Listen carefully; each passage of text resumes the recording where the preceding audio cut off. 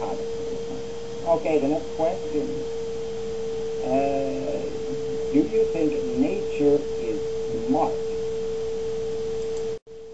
No. No, I do not.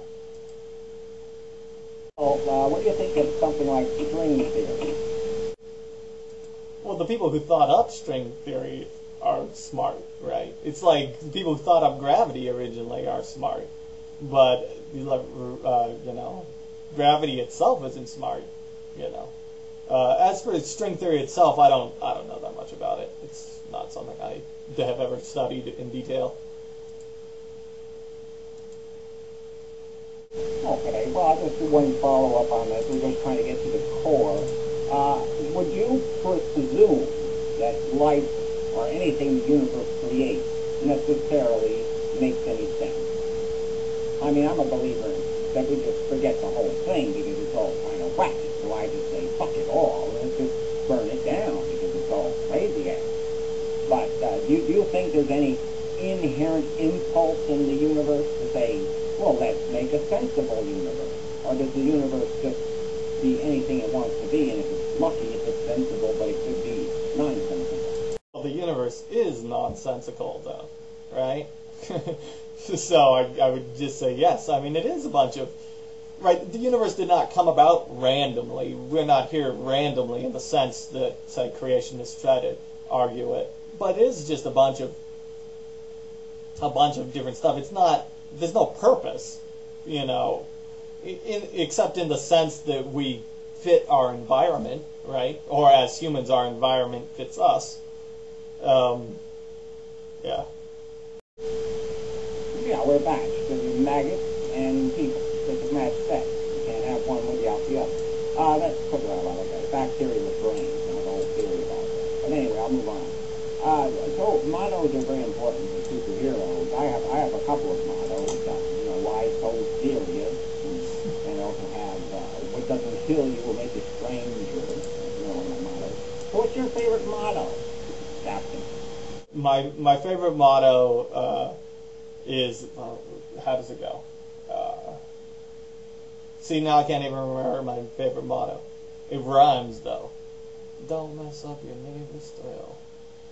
I don't know, but it basically boils down to do your own shit and don't mess up your neighbor's shit. Something like that. That sounds about right. The golden rule. So anyway, now I'm going to ask one of these quick questions. It's always very serious when people do this, these cozy. So let us say that as a supervillain, I find a way to make it, put you in a circumstance, a dilemma, where either you die or 100 random people will die. And so the only way you can save them is to voluntarily die, you know, or else they're going to die. 100 people, 100 random people. Random people? Would you give up the CapnOAwesome? Well, yes, it's going to be random, so yeah, you know, 99% of them are going to be assholes, but there might be one good person in that bunch that I'll be killing if you don't die. Well, how random? Like how are you doing? How are you doing this exactly? Like, are they in? Eeny, meeny, miny, and then mo.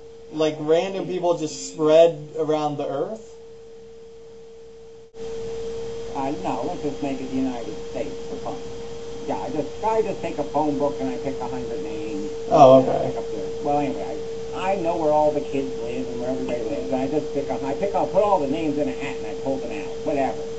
I have some kind of equipment to handle that. Okay, so then here's my second question: are they going to know afterwards that they died? Because, like, is this publicized, or do you just like come to me in private, right, and say 100 random people are going to die? You know, you'll be a hero if you do the right thing, and you'll be a scoundrel if you do the wrong thing. I'm all about putting people in moral dilemma. Well, in that case, because I think my answer would be different if nobody knew. So I guess I would have to go with killing myself then with 100 random people, right? And they'd go, what a great guy. But if nobody knew, if you came to me privately and you're like, I'm going to kill you, nobody will know that I killed you, bury all the bodies, or I'm going to go do that and nobody's going to know about it. I might go, well, fuck it, kill them. I don't know. What's it going to affect me any? But of course it would if, everybody knows about it, right? Because I get no peace. What the fuck's the point afterwards? I mean, yes, exactly. You just have to live like a homeless bum because everybody will say, oh, that's the guy that, killed 100 people because it's selfish prick. Nobody likes that. All right, the next question.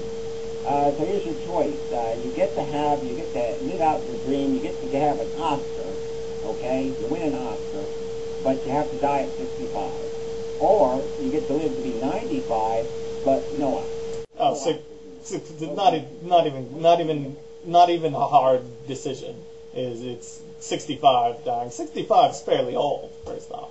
It's not like I'm dying at 30 or something, right? 5 years from now. So yeah, 65 with my fucking Oscar dream, all of that. Like the whole age thing is not, right? Like I'm not afraid of dying, right? I'm not one of these people who I gotta live to be 130, right? No, fuck that. I'll take 65 and the Oscar anyway. Like if somebody comes up to me like, hey, a great thing to do that'll totally help you make an independent film about masturbation and help it get publicized, heroin. And I'm like, heroin? No kidding. I waxed the floor with some heroin. But anyway, I do some silly things. I also burn gas. And because, I'll ask you a question here. If you had $1 billion, just fell on you, how would you spend it? I mean, $1 billion. I mean, I'm not talking about the first few million. Obviously, you buy a house and a car and some hookers and all that crap. But what do you do with the rest of it? Do you take the whole $1 billion and put it into a masturbation movie? I mean, what do you do with the money? I mean, that's a longer question than one answer. Like, obviously, a lot of things, right? A lot of things I would do. You can start the list. Just start the list. Okay, I would probably 5 or 6 out of the top 10 things you would do with this money. Okay, I would probably.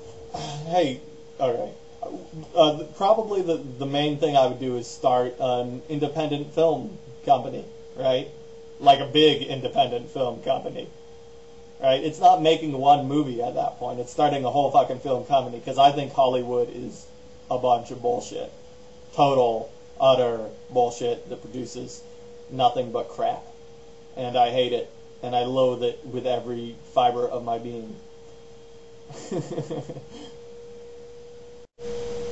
Well, okay, I'll call that a good answer. I mean, making movies is maybe productive. I don't know if making movies about masturbation is particularly productive, especially when the world's all going to hell and they're starving to death. Masturbation is a good thing. I'm all for it. But anyway, last question, and then I'm going to tell you how I got my card. Because I have another new theory about that. But anyway, does other people in pain give you the heebie-jeebies? I mean, do you hate being around other people and they're all like squirmy and wiggly from pain? Yeah, when they're like right there. I don't like that. It makes me uncomfortable. You know what else makes me uncomfortable? Pregnant women, right? I don't like being around women who are like 8, 9 months pregnant because I'm like, what if this chick goes into labor right here? I might have to do something. I don't want to see that. That's like, no.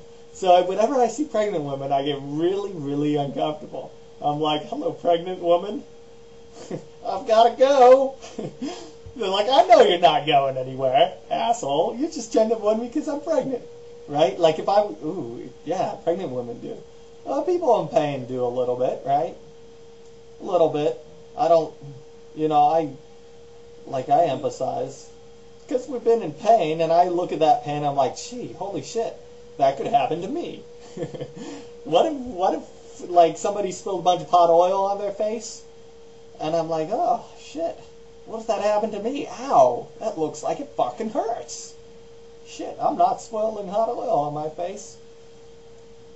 So it's a weird sort of selfish empathy almost. Yeah, well, this is how I became a supervillain. I had an incident, very, very painful. That's why I wear the makeup. You always hear when you're a kid, don't run with scissors. Don't run with scissors. Now, I wasn't running with scissors. I was playing with some scissors, but I was standing by a door, and then somebody came through the door, and then wham, and the scissors, and this smiley thing on my face now. And so I'm saying, here you have a rule. It says don't run with scissors. And fuck, the rule isn't any fucking good. It didn't save me. It didn't do me any good. So what good is rule, right? Fuck rules, because they don't work.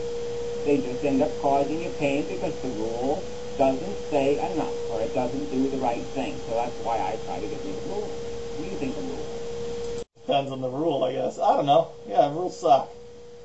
Rules suck. I agree. Rules blow. Don't run with